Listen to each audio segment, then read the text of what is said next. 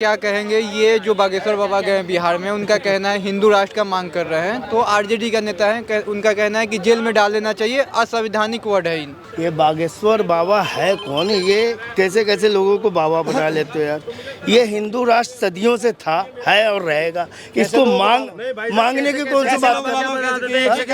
क्या ये हिंदू राष्ट्र नहीं है? ये हिंदू राष्ट्र है या नहीं है? लेकिन कैसे सदियों से था, है। कैसे ये कैसे बाबा क्या होता है? ये बाबा को कैसे हिंदू कैसे राष्ट्र मौलवी मुल्ला आ जाते हैं, उसमें क्या कहेंगे आप? कैसे कैसे बाबा इनके कैसे बाबा कैसे मुल्ला मौला आ जाते हैं? मुल्ला मौलवी कुछ नहीं बोलते हैं। क्यों? ये बाबा की बेवकूफी है। ये जो हिंदू राष्ट्र 15 मिनट वो कौन से राष्ट्र को मांग रहा है? ये हिंदू राष्ट्र है तो है हम तो कह रहे हैं, है। तो फिर मांग क्यों रहे हैं? ठीक है, वो मांग रहे हैं। आजादी के समय ना अगर सबने कुर्बानी दी थी ना, तो सुनो तो सही, तो पाकिस्तान लिया नहीं लिया? पाकिस्तान और भी देश है ना? लिया नहीं लिया? इंडिया नहीं है क्या? अरे लिया या नहीं लिया? लिया या नहीं लिया? लिया या नहीं लिया? मुझे पहले सुनो तो सही, अब बताता हूँ। लेने के बाद में क्या हुआ? इंडिया तो था ही, सभी देश इंडिया था ही। हम तो बर्मा तक थे, हम तो काबुल तक थे। क्या कहेंगे जिस प्रकार पिछले बार आपने देखा था कि बागेश्वर बाबा का विरोध हुआ था बिहार में, फिर भी 10 लाख से अधिक लोग आए थे, उसी प्रकार इस बार भी विरोध हो रहा है बिहार में बागेश्वर धाम सरकार का कि हिंदू राष्ट्र का मांग कर रहे हैं, तो इनको जेल में डाल देना चाहिए, संविधान के विरुद्ध है। देखो ऐसा है, जो लोग बागेश्वर बाबा का विरोध कर रहे हैं वो करते रहें, जितना करना है करते रहें। लेकिन मैं एक बात बता दूं, बागेश्वर बाबा को जेल कराने उनके तो बस की छोड़ो, उनके बाप के बाप के बाप के बाप भी चाहेंगे ना, तो भी जेल नहीं करा पाएंगे। ठीक है, क्यों नहीं करा पाएंगे? क्योंकि बागेश्वर धाम सरकार से पंडित धीरेन्द्र कृष्ण शास्त्री जो एक मिशन लेकर चले हैं ना, वो आज देश के युवाओं के दिल में है। क्या बोलता है वो 27 साल का युवा? जात पात की करो विदाई, सारे हिंदू भाई भाई। काम क्या कर रहा है वो युवा? श्री राम कथा कर रहा है, हनुमान जी की कथा कर रहा है, और उससे जो पैसा, उससे जो अर्निंग हो रही है, उससे क्या कर रहा है वो? 300 करोड़ की लागत से कैंसर का हॉस्पिटल बनवा रहा है। एक 27 साल का युवा। सोचना, इस देश में एक 54 साल का अपने आप को युवा बताने वाला भी व्यक्ति है। अगर उसने किसी एक एम्बुलेंस भी दिलाई हो तो बता देना मेरे को। और वहीं पर एक 27 साल का युवा कैंसर हॉस्पिटल बना रहा है।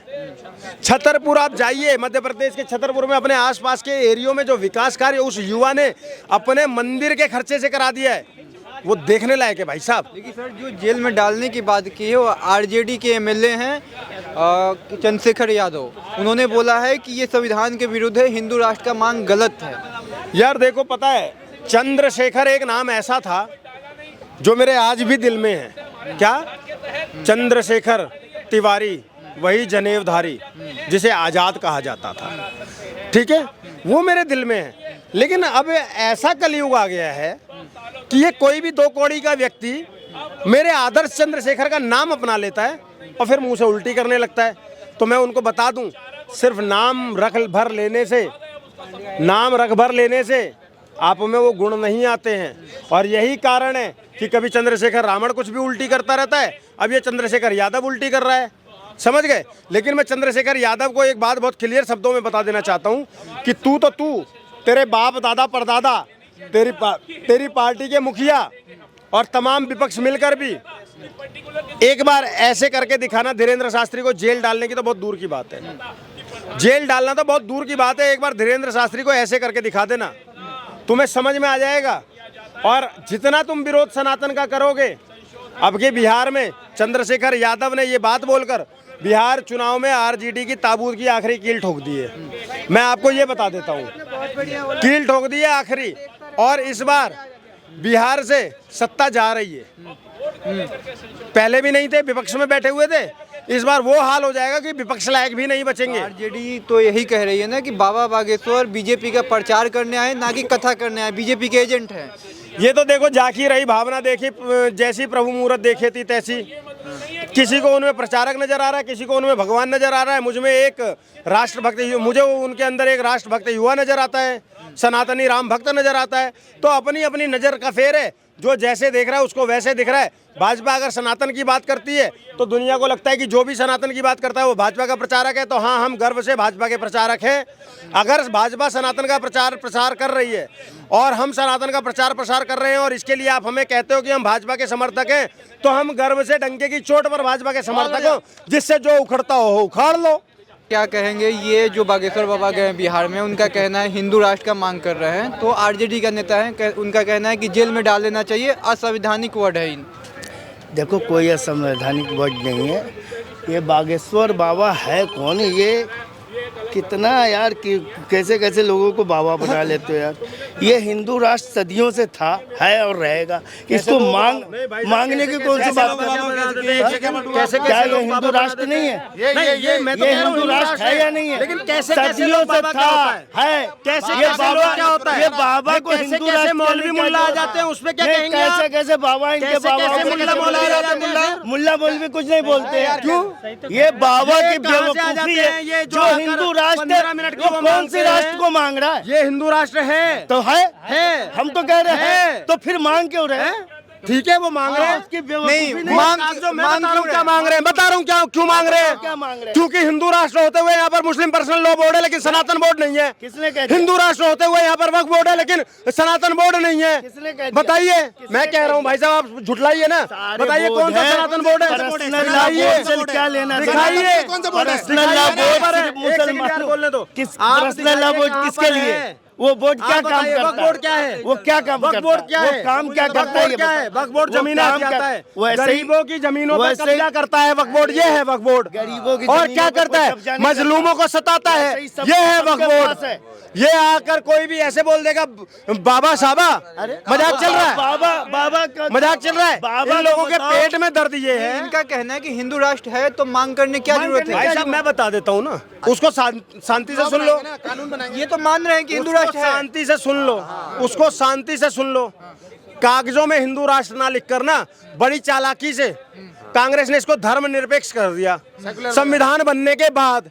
इसलिए हिंदू राष्ट्र की मांग हो रही है और हम उसका समर्थन करते हैं। है तो ये है ही ये हिंदू राष्ट्र का शासन है। भाई नेचर संविधान के खिलाफ है ना? कांग्रेस का संविधान के खिलाफ लॉ बनाया जाएगा ना।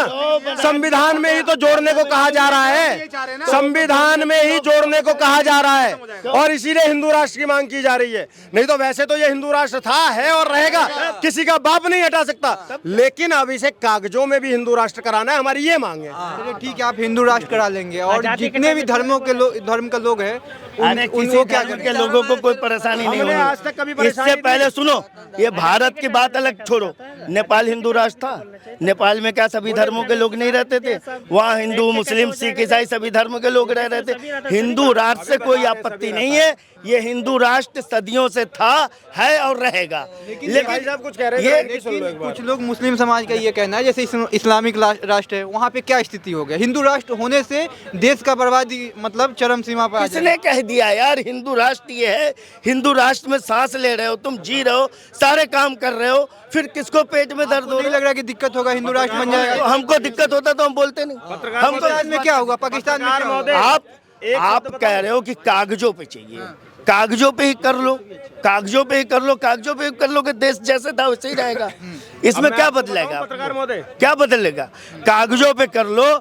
आप भारत का नाम हिंदुस्तान कर दो या हिंदुस्तान को भारतवर्ष कहो, बात तो एक ही है। चाहे कागजों पे करो चाहे वैसे करो। तो हम कह रहे हैं ये बेवकूफ़ी वाला सवाल है। जो लोग ये मांगते हैं हिंदू राष्ट्र, अरे हिंदू राष्ट्र है या हिंदू राष्ट्रपति या हिंदू प्रधानमंत्री या हिंदू मुख्यमंत्री, आप बता दो यहाँ किसी और धर्म का कुछ है? ये बताओ। सारे तो हिंदुओं के, आप कह रहे कागजों में कांग्रेस ने किया। अभी भारत में भारतीय जनता पार्टी की सरकार है। वो 2 मिनट में चाहे पार्लियामेंट के अंदर जो भी पुराने कानून बने उसको रद्द करके नया बना सकती है। उसमें कौन सा रंगा डाल रखा है? गलतियां हुई हैं। एक सेकंड रुक जाना, एक सेकंड। अब जैसे मैंने आपको सुना ना वैसे ही सुनना।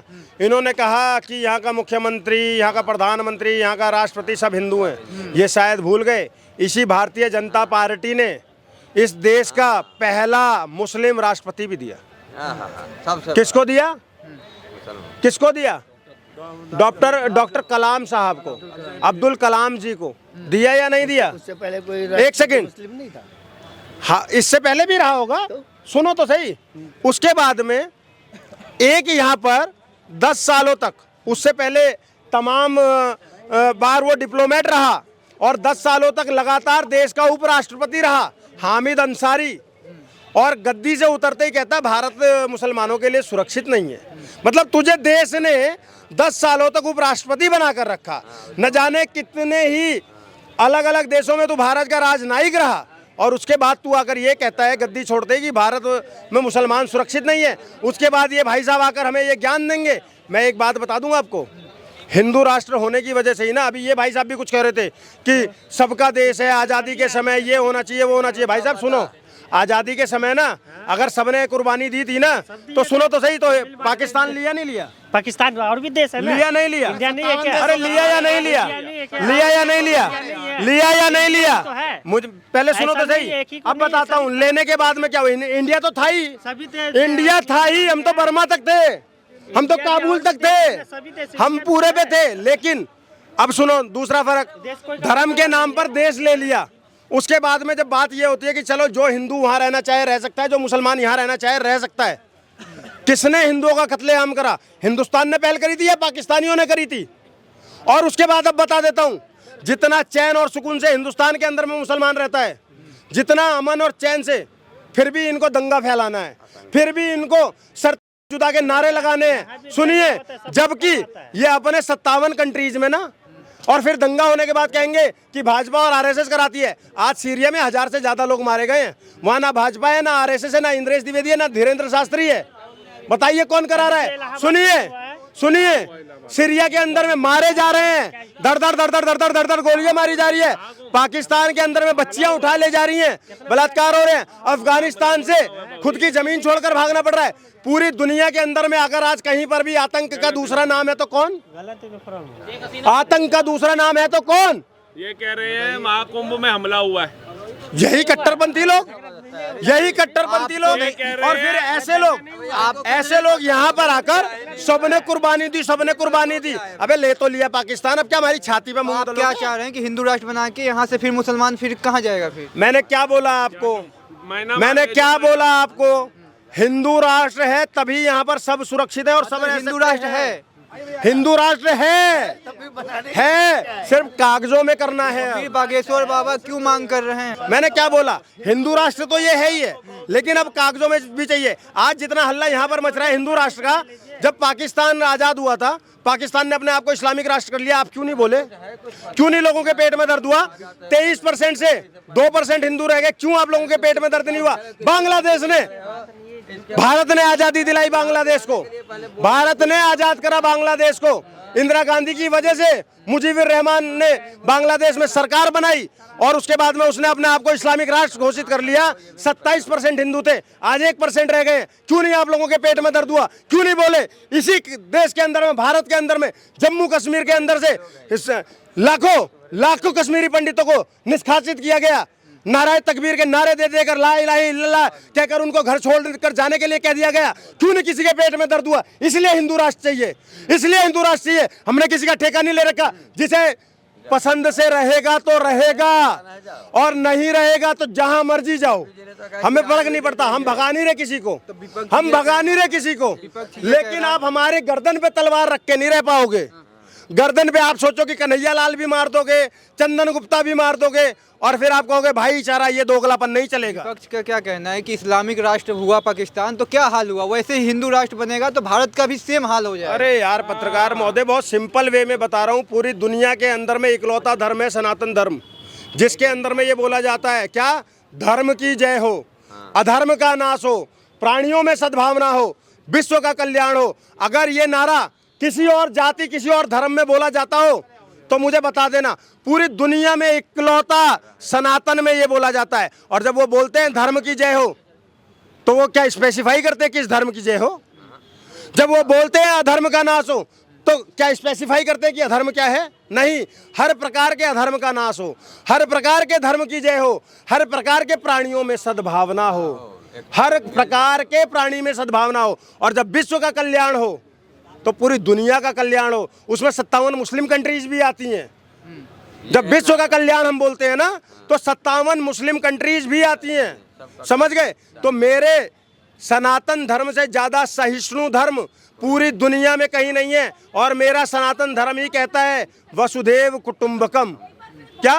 वसुधैव कुटुंबकम। पूरा विश्व हमारा कुटुंब है। आप किसी और धर्म में बता दीजिए ना, बताइए। उल्टा इस्लाम में क्या कहा जाता है? ये भाई साहब कह रहे हैं सबने वो ले लिया, गैर मुस्लिम को मारो, काफिरों को मारो, कहते हैं या नहीं कहते? किसने कह दिया गैर मुस्लिम? क्यों अफवाह फैलाते रहते हो? किसने कह दिया गैर काफिर मुस्लिम कौन को? है? क्या काफिर कौन है? काफिर कहने वाला वो काफिर कौन है सर? जिसने ये शब्द कहा है वो सबसे बड़ा काफिर है। आप अभी चैनल पे बोलिए। एक सेकंड, एक सेकंड, आप बताइए। ये जब असदुद्दीन ओवैसी का भाई अकबरुद्दीन ओवैसी कहता है कि 15 मिनट के लिए पुलिस हटा ले भारत सरकार, काफिरों को बता देंगे क्या होता है, वो क्या है आप बताइए। अकबरुद्दीन ओवैसी कहता है। तुम्हारे बात का जवाब देता हूँ, रुको 1 मिनट। अकबरुद्दीन ओवैसी ने 15 मिनट कहा ना, मैं उसे 15 दिन का समय देता हूँ, वो उखाड़ के दिखा दे कुछ। किस किस की बातों पे चलते हो तुम? वो कुछ उखाड़ के दिखा दे। इसका जवाब मैं दे देता हूँ, बता। इसका जवाब मैं दे देता हूँ। उखाड़ तो उसके बाप दादा नहीं पाए, तो परदादा नहीं पाए, तो वो क्या उखाड़ लेगा? ठीक है, मैं बता रहा हूँ आपको। बोल तो रहा है ना, एक मिनट, बोल तो